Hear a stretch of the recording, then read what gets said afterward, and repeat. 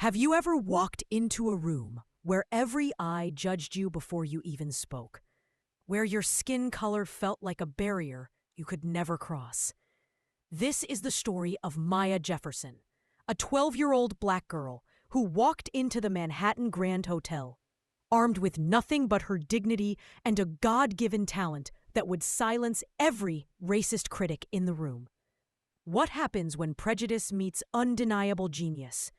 The answer will leave you breathless. Subscribe to Our Differences channel and hit that bell icon, because what you're about to witness will restore your faith in the power of truth over privilege. Let's begin this incredible journey. The Manhattan Grand Hotel's ballroom was a glittering monument to American wealth and privilege. Crystal chandeliers from Austria cast their expensive light across women wearing designer gowns supposedly dedicated to providing arts education to underprivileged youth in urban communities. The hypocrisy hung in the air like cheap perfume. The elegant murmur of privileged conversation was suddenly, violently shattered by a sound that didn't belong. "Excuse me? Please, may I play the piano for some food?" The voice was small, thin, trembling with both fear and determination. It came from the main archway, a sound so alien to this environment that it seemed to physically hurt the air. Every conversation died mid-sentence. 200 well-fed, well-dressed, predominantly white faces turned in unified disgust. Champagne flutes froze halfway to carefully glossed lips. Caviar-laden crackers hovered forgotten between porcelain plates and waiting mouths. There, standing framed in the hotel's ornate marble archway, was a vision that violated every unspoken rule of this golden world. A young black girl, no more than 12 years old. Her frame was painfully thin, swimming in a faded blue hoodie from Walmart that had clearly seen better days. Her jeans were clean, but threadbare at the knees, and her sneakers were so worn that the soles were separating from the canvas. In her arms, she clutched a battered navy blue backpack containing everything she owned in the world, holding it to her chest like a shield against the battery of hostile, judgmental stares. Her name was Maya Jefferson, but it was her eyes that caught the attention of the few people who bothered to look beyond her clothes and skin color. They were wide, the color of rich, dark coffee, and they weren't darting around in fear or shame. They were fixed with laser-like intensity on the centerpiece of the ballroom, a majestic, 9-foot Steinway D concert grand piano that sat on a raised dais like a throne. Its polished ebony surface perfectly reflecting the 1,000 crystals of the Venetian chandelier above. A woman nearby, Cynthia Montgomery, from Old Boston Money. Her neck adorned with a sapphire necklace that cost more than a public school teacher's annual salary, physically recoiled as if she'd been splashed with sewage. She gripped her husband's arm, her voice a venomous hiss that carried in the sudden silence. "David, my God, look, how did that little colored beggar get past security? She probably crawled up from the subway tunnels. Someone call hotel security immediately. This is absolutely disgusting." A hedge fund manager from Greenwich, Connecticut, named Richard Thorne, smirked to his companion, not bothering to lower his voice. "Well, well, look what the cat dragged in. Another welfare queen in training. These people have no sense of boundaries, no understanding of proper places. They see beautiful things and think they can just wander in and take what they want." His wife, Penelope, a woman whose face had been lifted so many times she could barely show expression, shook her head with theatrical sadness. "It's what happens when we're too lenient with security in this city. They see our beautiful events and think they're entitled to participate. No understanding of the work, the discipline, the generations of cultivation it takes to earn a place in a room like this. They're simply not bred for this environment." Through the forest of silk dresses and black tie formality, a figure emerged with the grim purpose of an exterminator approaching vermin. Eleanor Vanderbilt, the chairwoman of the American Arts Foundation and descendant of not one, but two Gilded Age American fortunes. At 48, she was the picture of wasp elegance and entitlement. Tall and angular, her blonde hair was a helmet of impeccable highlights. Her face, a mask of Botox-smooth superiority. She wore a gown of crimson silk that screamed old money and power, and her eyes, a chilly, calculating blue that missed nothing, scanned Maya from head to toe, cataloging every flaw, every marker of poverty and otherness. "Well, hello there," Eleanor said, her voice a masterclass in condescension. It was sweet, syrupy, and utterly devoid of warmth. She didn't wait for a response, treating the child as she would a stray animal. "You seem to be rather lost, sweetie. The Sirtis entrance is on 58th Street, down the alley near the dumpsters. That's where you belong. I believe they're always looking for dishwashers and cleaning staff. This event is by invitation only, for donors, for people who actually contribute to society." Maya felt her face grow warm under the battery of stares, but she didn't drop her gaze.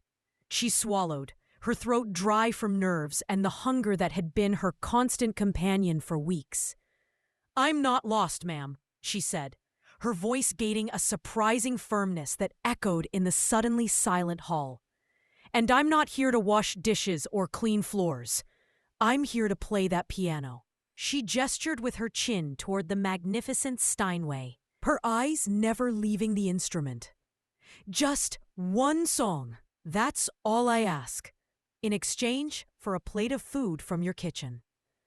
A wave of laughter, sharp and derisive, swept through the crowd. It wasn't the joyful laughter of amusement. It was the cold laughter of dismissal, of people reaffirming their superiority over someone they considered beneath them. Richard Thorne chuckled into his 30-year-old scotch, the ice cubes clinking like tiny bells of judgment. "Listen to that," he said to his companion, his voice carrying clearly in the hush. "She thinks it's a player piano. Just put in a quarter and it plays itself. These people have no concept of the discipline, the years of training required. Their brains aren't wired for classical music. It's a biological fact." "It's the entitlement culture," Penelope Thorne added, shaking her head with a theatrical sigh that made her diamond earrings catch the light. "It's what the welfare state has created. They see what we have, what our families have built over generations, and they think it should just be handed to them. No understanding of the sacrifice, the generations of cultivation it takes to produce real art. It's not in their bloodline. They're simply not bred for it." But Maya stood her ground. She didn't cower. She didn't look at her worn shoes. She held her head high, her shoulders squared, her backbone straight. There was a quiet, unassailable dignity in her posture that was profoundly disquieting to the people surrounding her. She seemed assured, as if she were the only sane person in a room of fools, as if she possessed a secret truth that everyone else was blind to. From the shadows at the very back of the hall, near the bar where the truly serious drinkers congregated, Dr. Arthur Reed watched the scene unfold with growing interest. A man in his late 60s, with a kind, leonine face and a shock of white hair. He was one of the most respected concert pianists and music pedagogues in America. He had come to this gala out of a sense of duty to the foundation, but he always felt like an outsider at these events, an artist among financiers, a soul among calculators. His trained eye, however, saw what the others missed. He saw how the girl's body was oriented towards the piano, drawn to it like a compass to north. He saw the focus in her gaze, not a vague wish, but a deep, soul-deep recognition. It was the look of a musician in the presence of their instrument, a look he saw in his own mirror every day of his life. He set down his mineral water. He never drank alcohol before potentially playing, and moved through the crowd, his presence commanding a subtle respect that even the wealthiest patrons acknowledged. Eleanor, Dr. Reed said, his voice a calm, resonant baritone that cut through the noise of Prejudice. If I may interrupt this character assessment, the literature for this evening, which I believe you wrote yourself, states that the American Arts Foundation is dedicated to removing barriers and discovering hidden genius in every corner of our nation. It seems to me that genius, or at least the courage to ask for a chance, has just walked through the door. Shouldn't we, at the very least, listen? Or is our commitment to the arts conditional on the artist arriving pre-vetted and pre-approved to match a certain demographic? Eleanor Vanderbilt turned her chilly smile on him, a smile that never reached her eyes. "Arthur, always the idealist," she said, her tone patronizing, as if speaking to a slightly slow child. "But let's be practical. Let's be realistic. Look at her. Truly look. Children from her environment do not become concert pianists. It is a statistical and sociological impossibility. They lack the structure, the resources, the cognitive foundation. They have their own musical traditions, of course. They have a natural sense of rhythm. I'll grant you that they can dance well. But the refined complexity of classical music, the emotional and intellectual depth required for Beethoven? No. It's like expecting a street cat to perform a perfect dressage routine. The breeding, the training, the very nature of the beast, it's just not there. What Eleanor, in her profound and willful ignorance, could never have comprehended was that Maya Jefferson's first 8 years of life had been spent in a small, sun-drenched apartment in Harlem that was a sanctuary of music. Her grandmother, Clara Jefferson, had been a pianist of such sublime, breathtaking talent that she could make the very air in the room vibrate with emotion. In the 1960s, she had been told by the dean of the New England Conservatory, to her face, that the stage isn't ready for your kind, Miss Jefferson. The American concert-going public prefers European artists. Perhaps you should stick to gospel music.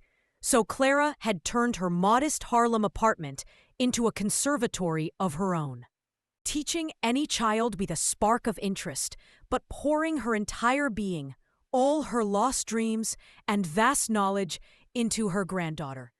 She taught Maya that the piano was not a white man's instrument.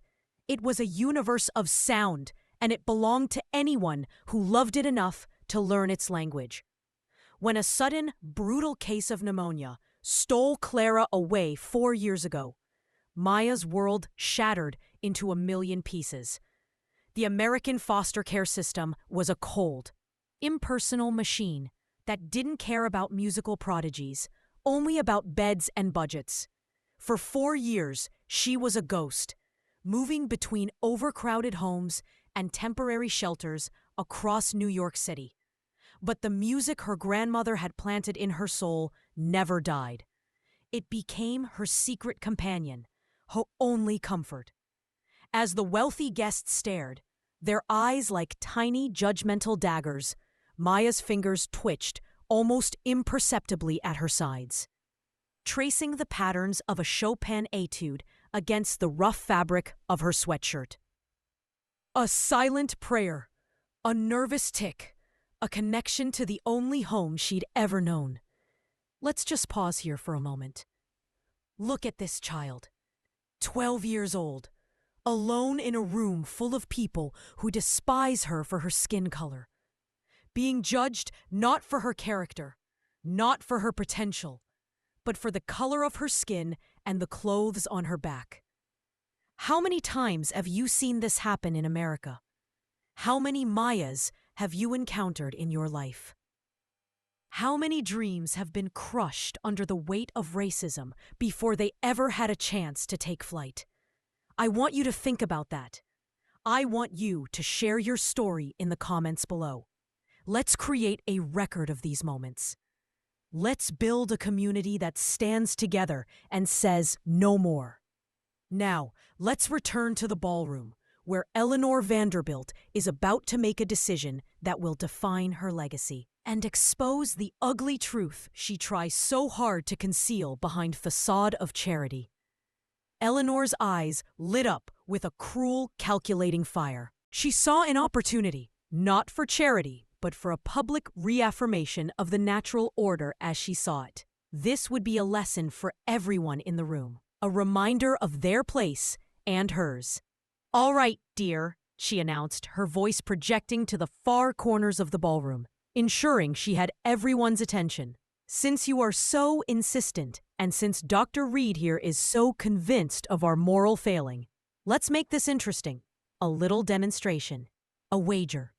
The crowd pressed in closer, a murmur of anticipation running through them. This was more exciting than the silent auction, more thrilling than the string quartet.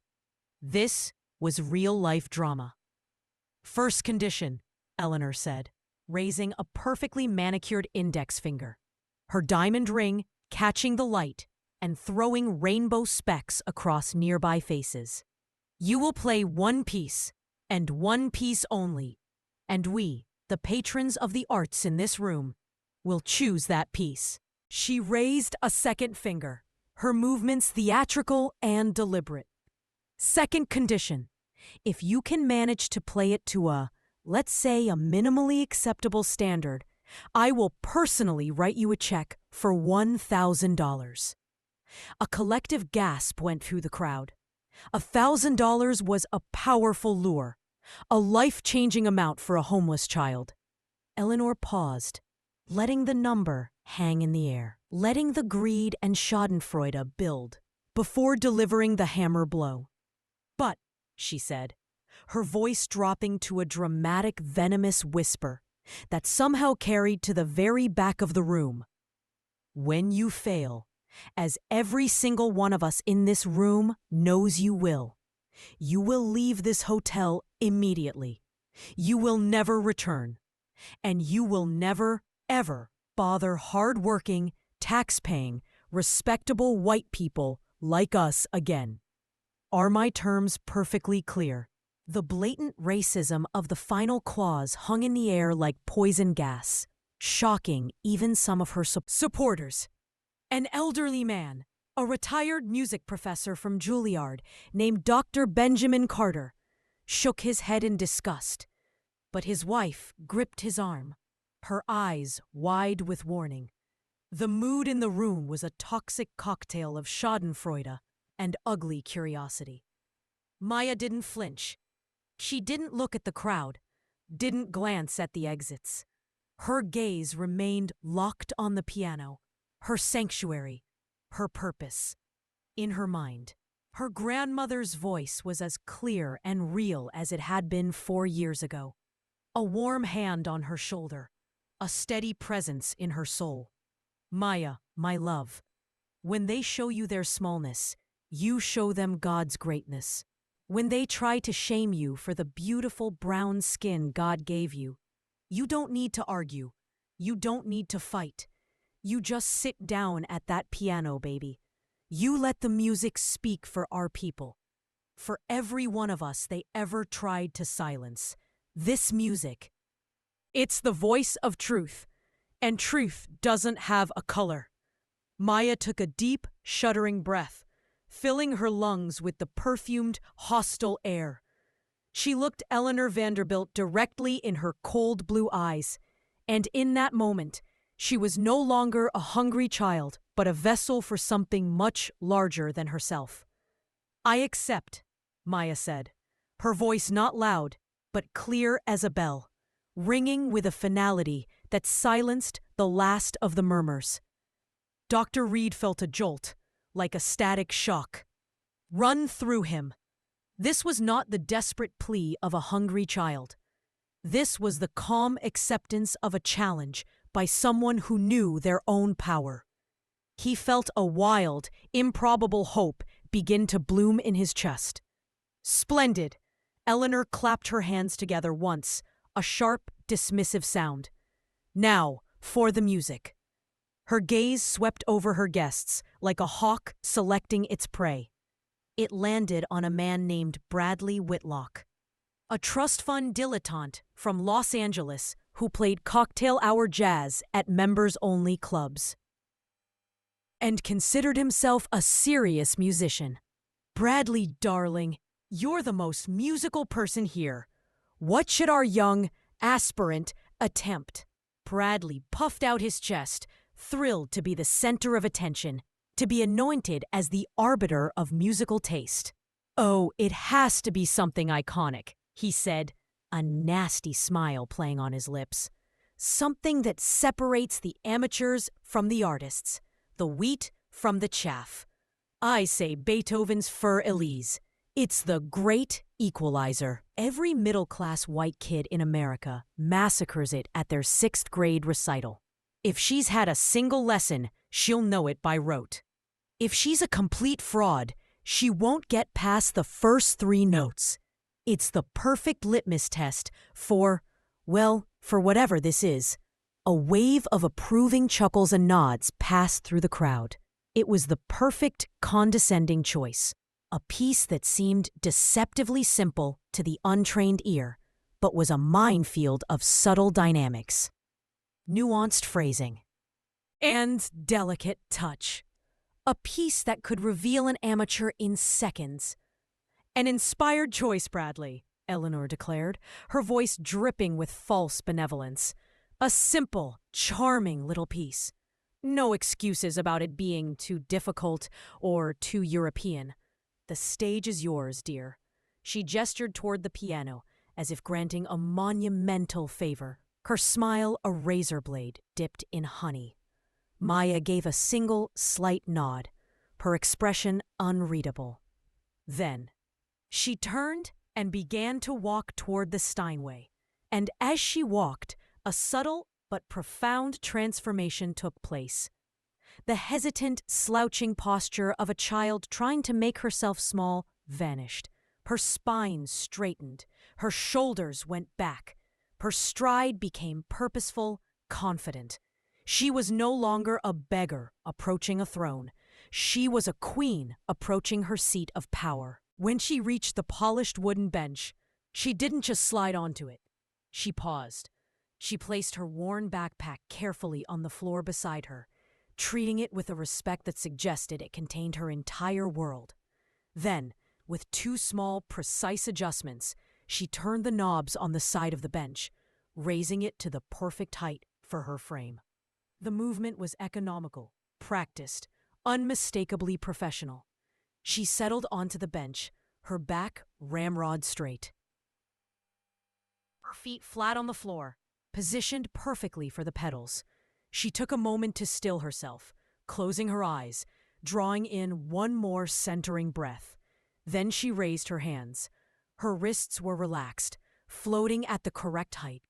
Her fingers curved naturally, elegantly, over the ivory keys, poised and ready. It was the perfect, unassailable classical hand position. Dr. Reed felt the breath catch in his throat.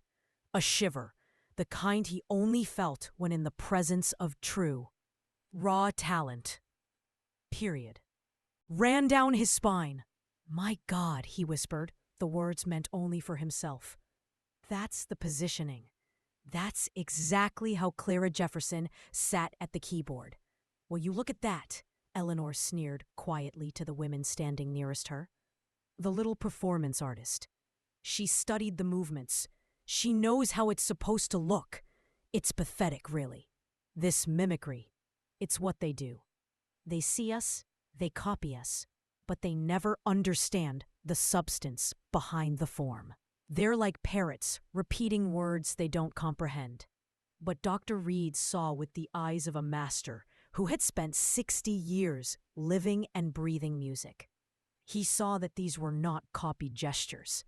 They were the deeply ingrained muscle memory habits of someone who had spent thousands of hours in disciplined, dedicated practice. The slight adjustment of the bench, the perfect curvature of the fingers, the relaxed yet ready posture. This was the real thing. This was a musician. As Maya's fingertips made their first tentative contact with the cool, smooth ivory of the keys, it was as if a circuit was completed. A floodgate of memory burst open behind her eyes. She was no longer in the cold, hostile ballroom with its judgmental stares and perfumed air. She was back in her grandmother's warm, cramped Harlem apartment. The air smelled of lemon polish and simmering collard greens. The sound of sirens and lively conversation from the street below was a distant, comforting rhythm section. The old, slightly out-of-tune, upright piano dominated the room, its dark wood scarred with love and use. She could feel the ghost of her grandmother's presence standing behind her, could almost hear the soft, firm voice in her ear. "Now, Maya, listen. Don't just play the notes. You have to find the story. What is Beethoven trying to tell us? He's telling us about a beautiful woman, an unattainable love. There's joy in it, but there's also a deep sadness. You have to feel both. You have to make us feel both. Put your heart right here, in your fingertips. Let the music speak what words cannot." For 8 years, Maya hadn't just learned scales and arpeggios. She had absorbed a musical philosophy, a spiritual understanding. Clara had taught her that the history of her people, their sorrows, their joys, their unbreakable spirit, was alive in all great music. The longing in a Chopin nocturne was the same longing in a Negro spiritual. The defiance in a Beethoven symphony was the same defiance that built the civil rights movement. When Clara was torn from her, the music became Maya's only tether to sanity, to love, to her own identity. In the bleak, impersonal silence of the shelters, she would sit on the edge of her thin mattress, her hands moving silently in her lap, playing concertos and sonatas on an invisible keyboard, the music roaring gloriously in the private concert hall of her mind. "We're waiting," Eleanor's voice cut through her reverie, sharp and impatient. She was tapping the face of her diamond-encrusted Patek Philippe watch. "Some of us have other commitments tonight. The night isn't getting any younger, and neither are we." Maya took one last, deep, centering breath. She blocked out the room. She blocked out the 200 pairs of hostile eyes. She blocked out the hatred, the condescension, the hunger gnawing at her belly. There was only the piano, the memory of her grandmother's love, and the truth that needed to be told. She began. The first note of Fur-Elise was not the hesitant, clumsy plink that everyone in the room was anticipating. It was a tone of pure, resonant, heartbreaking beauty. It was perfectly weighted, struck with just the right amount of force to make the strings sing without aggression, to let the note bloom in the air. The note hung there, shimmering, its sustain controlled and deliberate. It was the sound of someone who didn't just press a key, someone who drew sound from the instrument, who understood its soul intimately. Dr. Reed took an involuntary step forward, his professional detachment completely gone. That single opening note was a statement of intent. It was a thesis of impeccable training and profound musicality. It was a note that said, "I know what I am doing." "A lucky strike," Eleanor murmured to Bradley Whitlock. But the first faint thread of unease had woven itself into her voice. Even a blind squirrel finds a nut once in a while. And then Maya began the familiar looping melody. But this was not the mechanical, one-dimensional Fur-Elise that was butchered in a million suburban living rooms. This was Fur-Elise as Beethoven might have dreamed it, as he might have played it for the woman who inspired it. The notes didn't just follow one another. They flowed, they breathed. They conversed. Her touch was a miracle of dynamic control, so feather-light in the pianissimo passages that the notes seemed to materialize from the air itself, then swelling with a powerful, emotional intensity in the crescendos that made several people in the audience gasp aloud. She used the sustain pedal, not as a crutch to cover mistakes, but as a master painter uses a brush, blending tones, creating washes of color and atmosphere. She understood the architecture of the piece, building tension, releasing it, then building it again. Most astonishingly, she understood the silence. The spaces between the phrases were not empty. They were pregnant with meaning, filled with anticipation and emotion, making the return of the melody feel like a revelation, like a loved one returning home. The ballroom, which had been a hive of condescending murmurs and ugly anticipation, fell into a stunned, absolute, reverent silence. A waiter carrying a heavy silver tray of lobster canapés froze mid-step, his mouth slightly agape, completely forgotten. A woman's diamond tennis bracelet slipped from her wrist and clattered softly onto the thick Persian rug. She didn't even notice. Every person, from the most jaded socialite to the most skeptical financier, was held completely captive. They were not watching a homeless black child play a party trick. They were witnessing an artist channel something sublime, something that transcended age, race, and social standing. They were witnessing truth. Eleanor Vanderbilt felt the blood drain from her face. The smug, triumphant smile that had been plastered on her face melted away, replaced by a mask of dawning, horrified comprehension. This was not the public humiliation she had orchestrated.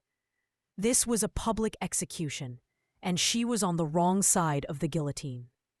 Her perfectly manicured hands clenched into tight, white-knuckled fists at her sides.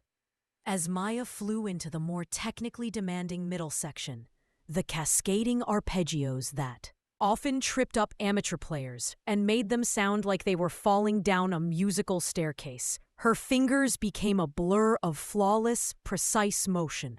There was no hesitation, no fumbling, no pounding. It was fluid, effortless, like water flowing over stones. Each note was crystalline and distinct, yet part of a breathtaking, rushing whole. Dr. Reed's heart hammered against his ribs. This was impossible. This was not just good for a child from her background. This was not even good for a child. This was world-class artistry. The emotional depth, the architectural understanding, the sheer technical command. This was the work of a mature, seasoned master. He had heard conservatory graduates with less finesse, less soul. She must have some kind of savant memory, Eleanor whispered desperately to Richard Thorne, her voice trembling slightly, losing its earlier confidence. You hear about these things in medical journals. They can watch a video once and copy it perfectly. She played the final, lingering chords with a heartbreaking delicacy, her touch so gentle it was almost a caress, a farewell. She let the very last note fade, not into silence, but into memory, holding the pedal until the sound had completely dissolved into the air, leaving behind only its ghost. For a long, suspended moment, she kept her hands poised over the keys, her head bowed, her eyes closed. The connection between the artist and the instrument was so profound, so sacred, that no one dared to breathe, let alone applaud. The silence was itself a form of music.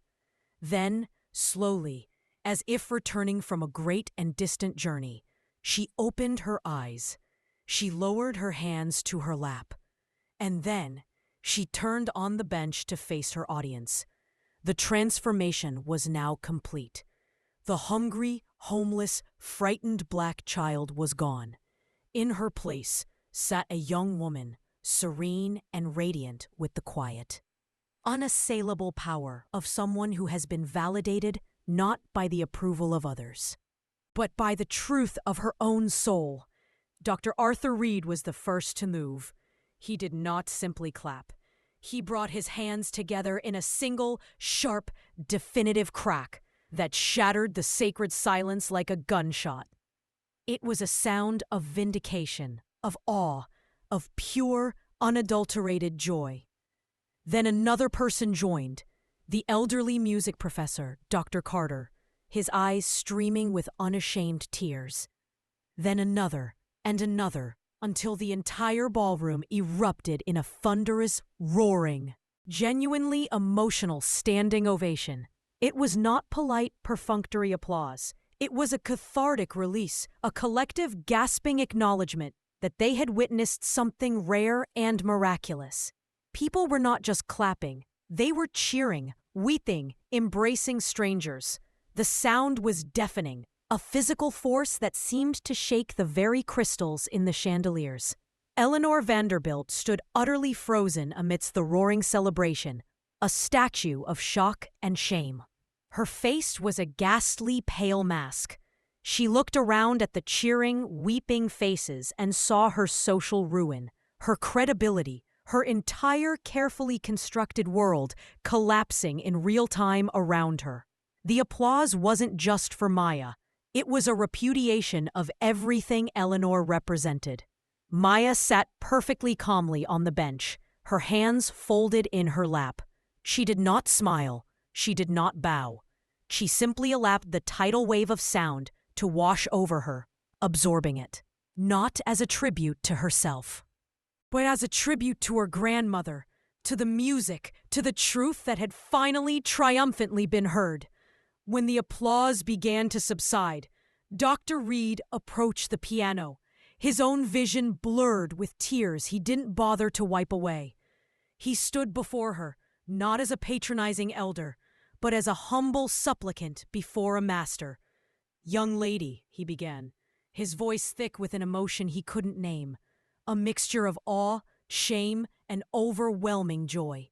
"In my 45 years on the stage, in listening to the greatest pianists of the last half-century, I have rarely, if ever, been so completely dismantled. That was not a performance. That was a confession. That was a prayer. Please, I must know. Who was your teacher?" Maya looked up at him, and for the first time that evening, she allowed the full, crushing weight of her 4-year struggle, the loneliness, the fear, the bone-deep longing for her grandmother, to show in her eyes. The composure wavered for just a second, revealing the wounded child beneath the prodigy. "My grandmother taught me," she said, her voice soft but clear, carrying to the front rows of the now silent, watching audience. "Her name was Clara. She told me that no matter what they took from me, my home, my family, my warm bed, no one could ever take the music she put inside my hands. She said it was mine forever." The answer struck Dr. Reed with the force of a physical blow. He took a staggering step backward, his hand flying to his heart as if he'd been shot. "Your grandmother," he stammered, his voice trembling with a sudden, overwhelming realization. "What was her full name?" "Clara Jefferson," Maya said. The color drained from Dr. Reed's face. "Clara Jefferson?" he whispered, the name a sacred invocation. "My God, Clara Jefferson. I heard her play. It must have been 1973, in a storefront church in Harlem. She was the most gifted musician I have ever heard, before or since. She should have been a global sensation, a household name. The conservatories, the concert halls, they wouldn't. They told her the world wasn't ready for a black female pianist."